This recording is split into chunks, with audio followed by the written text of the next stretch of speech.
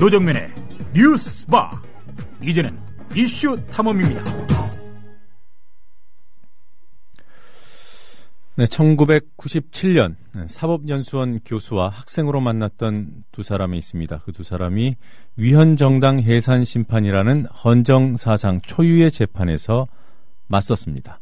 당시 교수였던 한 사람은 황교안 법무부 장관, 그리고 연수원 1년차 학생이었던 다른 한 사람은 이정희 통합진보당 대표입니다. 법무부 장관과 공당의 대표가 법정에서 공방을 벌이는 것도 헌정사상 처음입니다. 어제 헌법재판소에서 열린 진보당 해산심판 첫 변론 소식 알아보겠습니다. 통합진보당 측 소송대리인 맡고 있는 이재화 변호사 전화 연결되어 있습니다. 이재화 변호사님 안녕하세요. 예, 안녕하세요. 이재화 변호사입니다. 네. 자, 이 정부 대리인격이죠. 법무부 장관. 예. 뭐 서류상으로는 각종 송사의 수탁의 이름을 올렸겠지만 직접 변론에 나선 건 처음인가요? 아니면 간혹 있는 일인가요? 제가 알기로는 처음일 겁니다. 네. 뭐 부적절한 건가요? 어떻습니까? 우선은 뭐 법률상 뭐 청구인의 대표니까 네. 나와서 발언할 수는 있는데 문제는 이 이회 준비 절차에서 네. 직접 나와서 발언한다고 이야기를 한 바가 없어요. 네. 그런데 이게 그 재판 이외에 법정 외에서 아마 법무부에서 요청해서 헌법재판소가 수용을 해서 잡은 모양입니다. 네. 그것은 아마도 그 지금 명절을 그 설을 며칠 앞 목전에 두고 있다는 점에서 네. 아마 나온 게 아닌가 싶거든요. 그러니까 설 그 밥상에 통합진보당 정당 해산 사건을 의제로 올려놓겠다는 그런 정치적 의도도 있었던 걸로 보입니다. 네. 그러니까 아무래도 좀 이례적인 일이 이 기사에 들어가면 얘기거리가 되긴 하겠군요. 그렇죠. 법무부 장관이 직접 나오면 일단 그 언론의 그 크기나 관심이 달라지기 때문에 네. 그걸 아마 염두에 두고 직접 나온 건데 실제 뭐 어제 변론한 거 보면 왜 나왔는지 그 뭐 의심스러울 정도로 별 역할을 못했어요. 아, 그래요? 예. 어떤 얘기를 했습니까, 나와서? 나와서 이제 원래가 이제 지금 양쪽 그 대리인들이 20분 발언하고 네. 대표가 15분 발언하기로 돼 있는데 그 아마 그 황교안 법무부 장관 한 3분 정도로 발언했을 거예요. 네. 거기에서 뭐 그 법무부 장관이 그 지금 위헌정당 해산 사건의 요건을 이야기하고 있었는데 그거는 뭐 대리인이 이야기할 수 있는 거거든요. 예. 그리고 뭐 이야기하면 이제 통합진보당의 그 강령이 결국 강령과 활동이 북한식 사회주의를 추구하는 그런 정당이라는 원론적인 이야기만 했거든요. 네. 그런 이야기는 뭐 이미 대리인들이 그 청구인의 대리인들이 여러 번 이야기했던 거고 뻔한 네. 이야기예요. 네. 그리고 이게 그냥 사건이 아니고 위헌정당 심판 사건 아니겠습니까? 네. 그리고 입법부에 관련된 일인데 행정부의 법무부 장관이 아무리 소송 당사자라 하더라도 예. 법정에 직접 서서 이 정당 표를 받은 국민의 네. 표를 받은 정당을 향해서 위헌정당이라 하는 건 좀 부적절하지 않겠습니까? 글쎄 뭐 저도 이제 한쪽 그 당사자의 대리인이어서 좀 네. 조심스러운데요. 어쨌든 법률상은 하자는 없는데 네. 과연 그럴 필요가 있었는지 만약에 그렇다면 뭐 준비 절차에도 직접 본인들이 나와서 했었어야 했는데 네. 지금 뭐 와서 변론기일에 와서 이야기를 하고 네. 그리고 본인이 또 나와서 나와야 할 특별한 필요가 없음에도 불구하고 나온 것 자체가 네. 이게 이제 결국 그 헌법재판소의 헌법적 판단을 받겠다는 취지보다는 정치적인 영향력을 행사하겠다는 측면이 또 있고 또 하나는 대통령에게 법무부 장관이 열심히 하고 있다는 걸 보여주기 위한 것 아닌가 이런 생각이 들어요. 그 이정희 대표가 진보당 측 변론을 직접 한 것도 같은 맥락인가요? 그러니까 황 그래서 장관, 우선 우리는 원래 계획이 없었는데요. 네. 그 헌법재판소에서 황교안 법무부 장관이 직접 나와서 네. 요청을 해서 15분 정도 발언을 시간을 배정을 했으니까 우리의 의사를 물었어요. 그렇기 때문에 균형을 맞추기 위해서 우리도 그럼 15분 달라. 네. 그렇게 해서 발언을 했던 거지, 변론을 했던 거지. 원래는 대리인들이 하려고 했었던 거예요. 네, 그렇군요. 예. 그 정부 측 변론을 권성 전 헌법재판관도 맡았거든요. 예.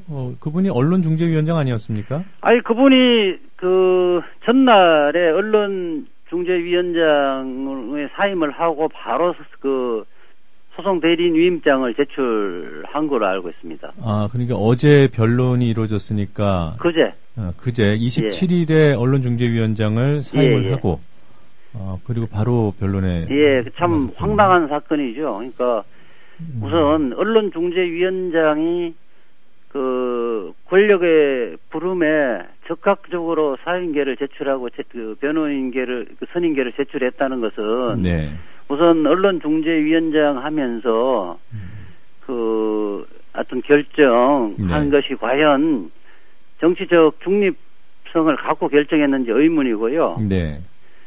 그리고 또 한편으로는 과연 권성을 급하게 부를 만큼 네. 이 정당 해산 사건에 정부가 자신이 없는 건지 네. 그다음에 어제 나와서 뭐 임진왜란 이야기를 하고 이랬었는데 네. 과연 권성 그 변호사가 급히 차출된 이유가 뭘까 곰곰이 생각을 해봤는데 네. 지금 헌법재판관을 지내신 분이잖아요. 예. 그리고 지금 헌법재판관들이 그 자신이 고등부장 있을 때 배석으로 있었던 분들이 여러 명 있어요. 그런 것들을 말하자면 비법률적인 그 의도에서 네. 그렇게 갑자기 차출돼서 선임계를 제출하고 변론한 게 아닌가 싶어요. 예. 근데 이분이 그 지난번에 행정수도 이전 사건에 네.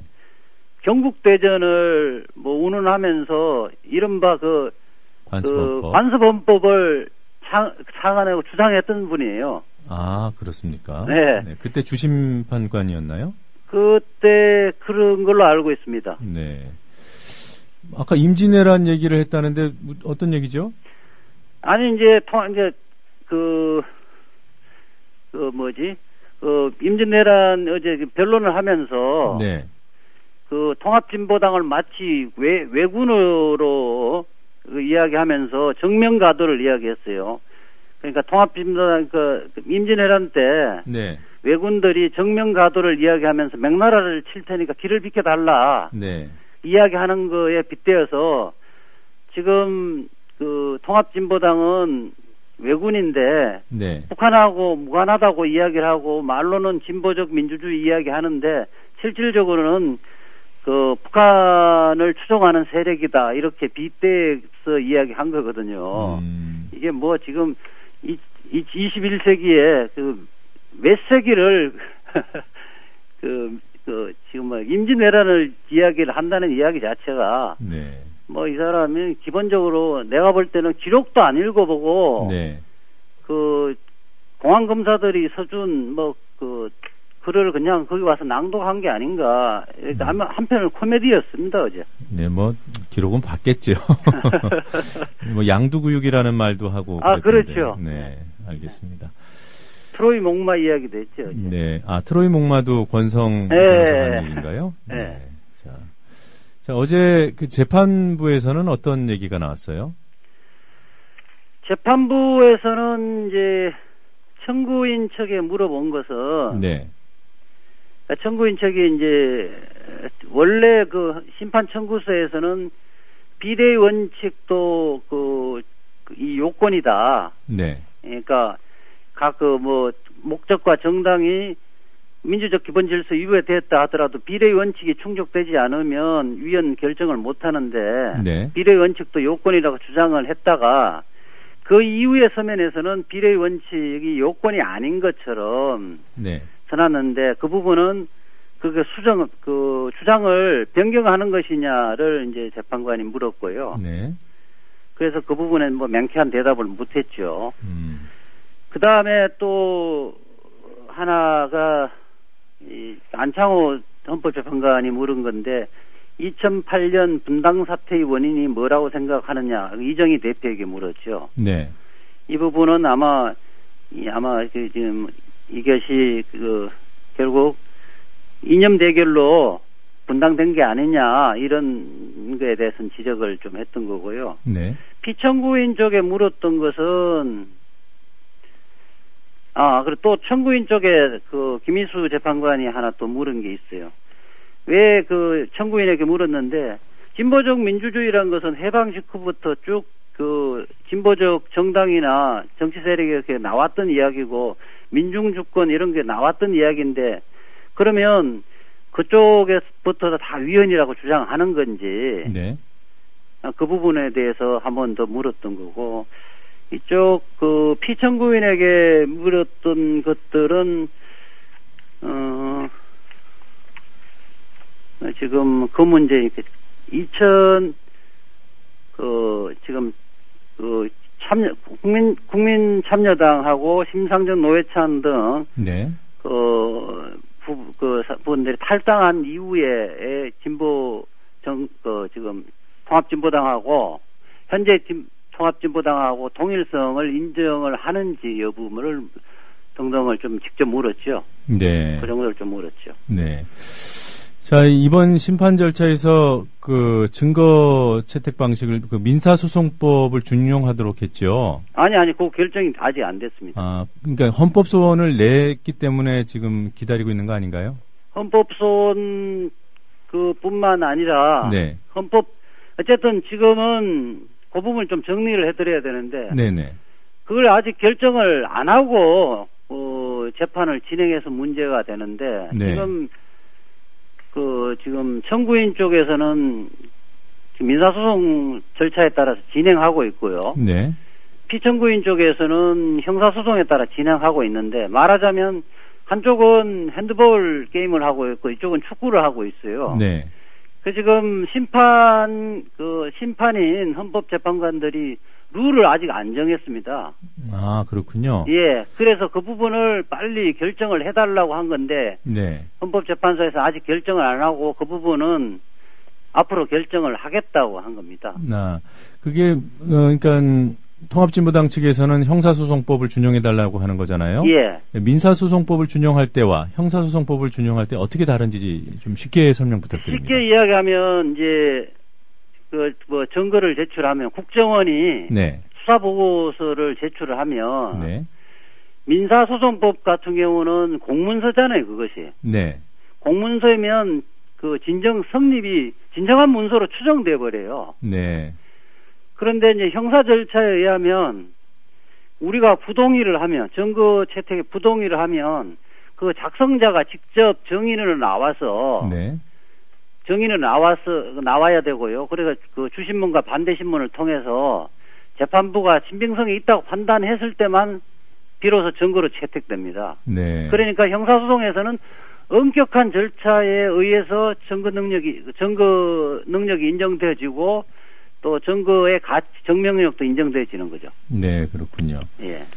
자, 앞으로 이번 사건 어떻게 진행이 되는 거죠? 결론이 언제쯤 날 것으로 보입니까? 2월 18일 날 2차 변론 기를 열어서 네. 전문가들의 참고인 4명에 대해서 진술을 들을 겁니다. 그러니까 네. 참고인들이 청구인 측에서 신청한 2명, 네. 피청구인 측에 신청한 2명인데 이게 그러니까 위헌정당 해산 심판의 요건과 판단 기준을 어떻게 잡을 것인지, 네. 그 다음에 통합진보당의 강령이 그 요건에 해당되는지, 네. 이 부분에 대해서 각각 2명씩 그러니까 4명의 우선 의견을 듣고, 네. 아마 그 다음에 또 나머지 2명이 있어요. 통일 문제에 관한 이른바 네. 대북 관련 통일 문제와 관련된 사람의 2사람의 전문가가 있어요. 그 사람들의 의견을 듣고, 네. 그 다음에 아마 어쨌든 룰과 관련된 거 민사소송을 할지 형사소송을 할지, 네. 그 다음에 확정되지 않은 형사 기록에 대해 송부 촉탁을 하는 것이 적법한지 아닌지 그 부분을 판단을 하고, 네.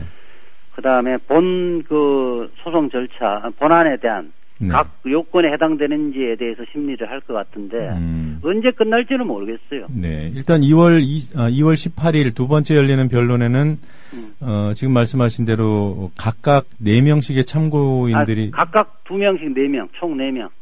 그게 그 분야별로 2명씩 아닌가요? 그래, 분야별 2명인데 통일 문제는 그다음에 그날 안 하고요. 그날 안 하고요. 예. 네, 알겠습니다. 자, 그 이석기 의원 내라는 이 형사 재판과 맞물려 있는 사건 아니겠습니까? 네. 그 이석기 의원 내라는 사건은 어떻게 진행되고 있어요? 그래서 제가 거기에는 변호인은 참여 안 하는데 네. 2월 3일 아마 결심할 것 같고요. 변론 종결할 것 같고 네. 그렇게 되면 2월 중순쯤에 선고될 거로 예상이 되네요.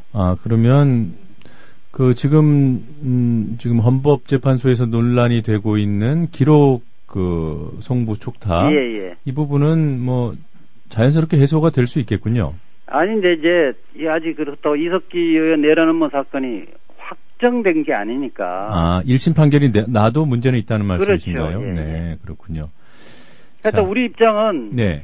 그 헌법재판소법에서 명문으로 규정되어 있기 때문에 네. 그 이야기는 헌법재판소 기록 송부 촉탁을 하면 이석기 의원 내려놓는 사건에도 영향을 미치지만 네. 또 하나는 헌법재판소에서 아직 무죄 추정 원칙상 확정되지 않은 사건에 대해서 판단의 기초로 삼지 말라는 취지다. 네.